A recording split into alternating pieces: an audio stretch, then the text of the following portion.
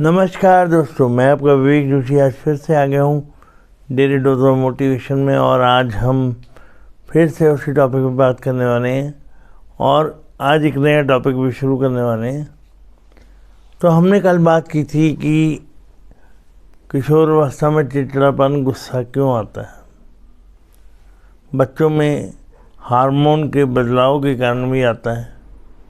एक कारण ये था, दबाव और तनाव के कारण भी आता है, भावनात्मक असंतुलन की वजह से भी आता है, और चौथा कारण था कि पारिवारिक सामाजिक कारणों से भी आता है, जिसकी व्याख्या हमने कल कर दी थी। पर उसके साथ हमने कुछ तरीके बताए थे कि या डायरी लिखें, क्रिएटिव काम करके, क्रिएटिव एक्टिविटीज़ करके हम उस चीज़ से बच सकते हैं। भावनात्मक संगठन से भी हमारे जो गुस्से पर काबू आ सकता है। वो कैसे कि जब हम परिवार के रूप में एकजुट होंगे, समाज के रूप में एकजुट होंगे और बच्चे के क्रोध के कारणों का पता लगाएंगे और उस पर चिंतन करेंगे, तो हम ये निष्कर्ष पर पहुँचेंगे कि बच्चा किन वजहों से, कारणों से क्रोध करता है, और वो कारण हम दूर करने का प्रयास करेंगे। अगला है कि आत्म नियंत्रण की विधियाँ सीखते हैं, जैसे ब्रीदिंग एक्सरसाइज होगी,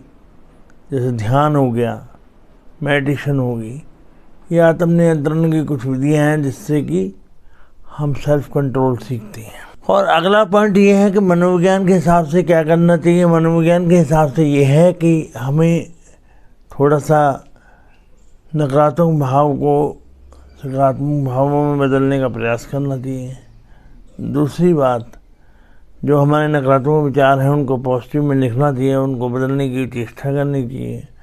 दूसरी बात मैं आपसे कह दूं कि हमें ये निरंतर प्रयास करना चाहिए कि हम शुद्ध रूप से अपने भीतर को जानें, दूसरे के पक्ष को समझने की भी चेष्टा करनी चाहिए। हमें अपने प्रति सहानुभूति रखनी चाहिए और दूसरे के पक्ष को जानने की चेष्टा करनी चाहिए, ताकि हमारा क्रोध हमें पता लगे क्यों आ रहा है, चिड़चिड़ापन क्यों आ रहा है। हमें उसके कारणों का विश्लेषण करना चाहिए और उस पर काम करना चाहिए। योग और व्यायाम से भी व्यक्ति ठीक होता है। तो मैंने कुछ कारण बताए हैं आपको। अब हम आज के मेन मुद्दे पर आते हैं, नए टॉपिक पे आते हैं, जो है डिजिटल डिटॉक्स। आज का जो युग है, आज का जो समय है, हम बहुत कुछ करते हैं। हम अपने मोबाइल को टाइम टू टाइम साफ़ करते हैं, हम अपने मन को भी साफ़ करते हैं, पर हम डिजिटल डिटॉक्स या डिजिटल एडिक्शन की तरफ बढ़ रहे हैं। हम वैसे तो एक रील देखने बैठते हैं, पर एक रील के चक्कर में हम 20 रीलें देख लेते हैं, 1 घंटा बर्बाद कर देते हैं। तो मैं अपनी युवा शक्ति को आज का ये टॉपिक समर्पित करना चाहता हूँ, जो डिजिटल एडिक्शन की तरफ बढ़ रही है। और मैं ये चाहता हूँ, जैसे हम बर्तन को साफ़ करते हैं, ऐसे हम फ़ोन को साफ़ करते हैं, वैसे हम शुद्ध करें अपने आप को, मोबाइल से थोड़ी दूरी बनाएं। मोबाइल एडिक्शन पे हम बात करेंगे। एक छोटा बच्चा जो मोबाइल के एडिक्शन में इतना डूब जाता है, या एक माँ जो अपने बच्चे को मोबाइल देके घर के काम में व्यस्त हो जाती है, फिर 6-7 घंटे वो बच्चा उसी चीज़ में व्यस्त रहता है और माँ का काम हो जाता है, पर माँ उसको धीरे धीरे मोबाइल एडिक्शन के हाथ डाल रही है। एक नवजात बच्चा स्क्रीन का इफ़ेक्ट नहीं जानता, स्क्रीन के साइड इफ़ेक्ट को समझ रहा है। उस पर एंजाइटी हो रही है, छोटे बच्चों पर एंजाइटी हो रही है, स्लीप साइकिल टूट रहे हैं, अनिद्रा के शिकार हो रहे हैं बच्चे। और ये बहुत बड़ी अलार्मिंग साइन है हमारी युवा शक्ति के लिए। और जो पेरेंट्स, ये जो कोरोना काल के बाद ये महामारी चली है डिजिटलाइजेशन की, उसमें बच्चों को काम दिया जाता है स्कूल का मोबाइल पर मोबाइल के एडिक्शन के करके हमारे बच्चों का बचपन तबाह हो गया है, ख़राब हो गया है। अब हमारे बच्चे क्रिएटिव वर्क नहीं करते हैं। और मोबाइल डिटॉक्स का मतलब ये है कि हमें मोबाइल से कुछ देर के लिए दूरी बनानी है, और ये दूरी ज़रूरी है क्योंकि उसको अपने आप को खोजना है। और अपने आप को तभी खोजेगा जब अपने साथ समय बिताएगा। तो आज कुछ विधियां बताऊंगा जो आपको मोबाइल डिटॉक्स करने में हेल्पफुल रहेंगी। मोबाइल एडिक्शन जो एक बीमारी बनती जा रही है धीरे धीरे, मैं आपको छोटे छोटे बच्चों के एग्जांपल दे सकता हूं जो मोबाइल एडिक्शन के शिकार हैं, जो अपने खेल कूद से दूर हो रहे हैं, जो अपने ग्राउंड से दूर हो रहे हैं, जो खेलना भूल चुके हैं, जो परिवार की वैल्यू समझना भूल गए हैं, जो अकेले में रहना पसंद करते हैं, जो डिप्रेशन के शिकार हो गए हैं। अभी से अपने बच्चों को संभाल लीजिए, नहीं ऐसा ना हो कि अब बच्चे एक झूठी दुनिया में खो जाएं। फ्री फायर और पबजी जैसी गेमें जो व्यक्ति को ख़राब करती हैं, उसके मन में डाउट पैदा करती हैं और उसकी मनोवृत्ति को नकारात्मक बनाती हैं, शंका से भर जाती है ऐसी जो वीडियो बच्चे देखते हैं। कई ऐसे स्कैम्स हुए हैं जिसमें माँ बाप के अकाउंट से बहुत सारे पैसे छोटे बच्चों की गलतियों से निकल गए हैं। ये बहुत चिंता का विषय है। इसके लिए अभी सजग होना पड़ेगा, अभी आपको अलर्ट होना पड़ेगा।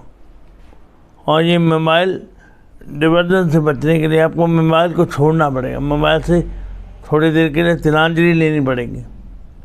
मैं कुछ पॉइंट्स बताने वाला हूँ जिससे आप अपने विरासत से जुड़ सकते हैं, अपने अतीत से जुड़ सकते हैं और जिससे आप मोबाइल की हानियों से बच सकते हैं। मोबाइल से आपकी सिक्रेसी लीक हो रही है, आपकी प्राइवेसी लीक हो रही है। पहली बात ये है, इससे बचने के लिए आपके पास साधारण सा उपाय है, मोबाइल से दूर रहें। मोबाइल की कंपनियां जब आप परमिशन देते हैं उनको, आपसे बिना चाहे आपका डाटा कंपनियों को भेज देती हैं और वो कंपनियां उस डाटा का मिसयूज़ करती हैं। इसलिए सतर्क हो जाएं और ये बात समझें कि किस प्रकार मोबाइल कंपनियां हमारा शोषण कर रही हैं।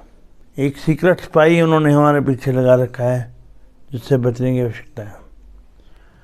आजकल बच्चे मोबाइल से ज़्यादा स्क्रीन टाइम ले रहे हैं, स्क्रीन पे बैठ रहे हैं और बहुत कुछ गंवा रहे हैं। आजकल के बच्चे टीवी मोबाइल पर ज़्यादा ध्यान दे रहे हैं पढ़ाई को छोड़कर, और वो अक्सर अपने मोबाइल पर रील्स देखते रहते हैं। मैं अक्सर देखा गई हूँ।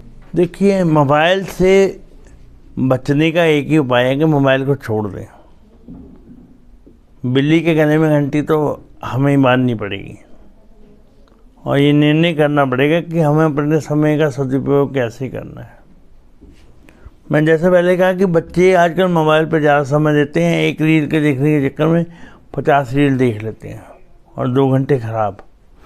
इसलिए माँ बाप को चाहिए कि बच्चे को मोबाइल का सीमित समय निर्धारित कर दे कि आधे घंटे के लिए, 2 घंटे के लिए बीच में ब्रेक दे, जिससे उसकी आंखों पे इफेक्ट नहीं पड़ेगा, उसकी स्क्रीन टाइम कम होगा तो उसकी हॉबीज़ डेवलप होंगी, उसको टाइम मिलेगा ब्रेक लेने का और वो कुछ और क्रिएटिव वर्क कर सकता है, वो ड्राइंग और पेंटिंग कर सकता है, वो कुछ और इनोवेटिव वर्क कर सकता है, रचनात्मक कार्य कर सकता है और अपने आप को बचा सकता है इस मोबाइल के एडिक्शन से। कि बीच बीच में व्यक्ति को ब्रेक लेना चाहिए। व्यक्ति ब्रेक लेगा तो वो समझ पाएगा कि मोबाइल एडिक्शन कितनी भयंकर बीमारी होती जा रही है। मैं कई एग्जांपल देख रहा हूँ जिसमें छोटे बच्चों को मोबाइल एडिक्शन से बहुत बड़ी प्रॉब्लम्स हो रही हैं, एंजाइटी, डिप्रेशन और अनिद्रा की समस्याएं हो रही हैं। उनका स्लीप साइकिल जो है बिगड़ गया है और उनको बहुत सारी परेशानियों का सामना करना पड़ रहा है। मैं ये भी देख रहा हूँ कि आजकल के बच्चों को बहुत सारी बिहेवियर इश्यूज आ रहे हैं, ये मोबाइल के एडिक्शन के करके हैं। और एक कारण और है कि वो ग्राउंड पे जाना, जैसे मैंने पहले बोला है कि ग्राउंड पे जाना छोड़ चुके हैं, मिट्टी से जुड़ी गेम्स खेलना भूल चुके हैं। वो अपने आप को सीमित एक कमरे में बंद करके डिजिटल युग में लड़ रहे हैं और ऐसी गेम्स खेल रहे हैं जैसे पबजी और फ्री फायर, जो कि समय की टोटल बर्बादी है, जिससे कुछ सीखने को नहीं मिल रहा। और एक बात और कहूँगा कि बच्चों को समझने के लिए बच्चों के साथ समय बिताएं, उनको मोबाइल न पकड़ाएं, बच्चों के दोस्त बनिए, बच्चों के फ्रेंड बनिए और बच्चों से बात कीजिए। हम बहुत इजी है बच्चों को मोबाइल दे के उसको बिज़ी कर देना, पर बच्चों से बात करना बहुत सरल है। हम बच्चों के दोस्त बन सकते हैं। और जैसे पिछली वीडियो में मैंने कहा कि हमें 5 से 13 वर्ष तक बच्चे का मित्र बनना चाहिए, 13 से 18 तक उस पर पूरी निगरानी रखनी चाहिए। और ये आपके भविष्य की जो नई पीढ़ी को आपकी सौगात होगी। आप नई पीढ़ी को क्या दे के जाएंगे, ये सारी दुनिया पूछेगी आपसे। अगर आपको नहीं पता तो आपको ये बता दूं कि ये डिजिटल युग है, और डिजिटल युग में अगर आप ध्यान और ज्ञान पर चर्चा नहीं करेंगे तो आप अपने बच्चे को रसातल में भेज रहे हैं, पताल में भेज रहे हैं, जहाँ से कोई वापसी नहीं है। आज की वीडियो में इतना ही। फिलहाल के लिए मैं विदा चाहता हूँ। धन्यवाद। फिर मिलते हैं अगली वीडियो में। मेरे साथ सावेज और विक्रम।